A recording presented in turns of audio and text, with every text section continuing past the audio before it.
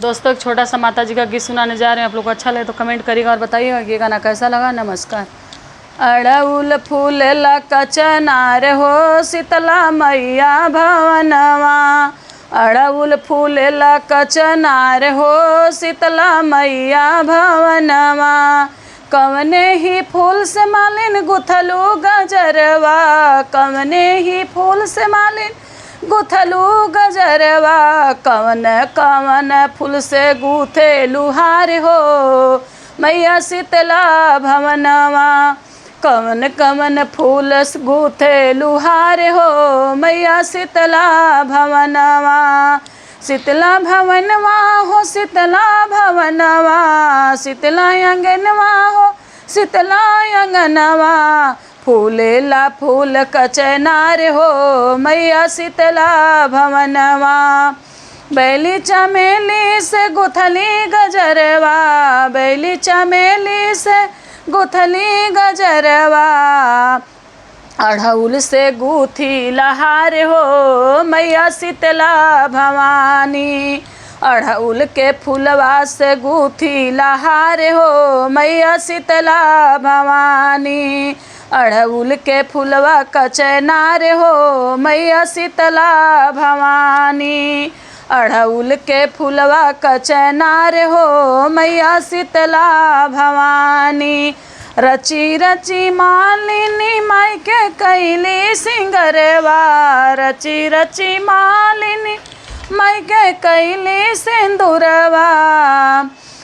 नकिया में पहनावेली नथिया हो मई शीतला के अंगनवा, नकिया में डारे नथियावा हो शीतला के भवनवा, रची रची मालिन माई के कैली सिंगरवा, रची रची मालिन माई के कैली सिंगरवा, नैना में डारे कजरवा हो माई शीतला के भवनवा, सजी धज के माई मोर भैली तैयार हो, सजी धज के माई मोर भैली तैयार हो, अइल भैरो बीरनवा हो शीतला माई के भवनवा, अइल भैरो बीरनवा हो शीतला माई के भवनवा,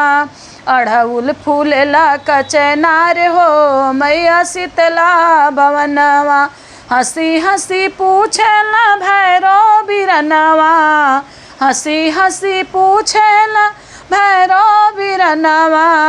भैरो बीरनवा हो भैरो बीरनवा,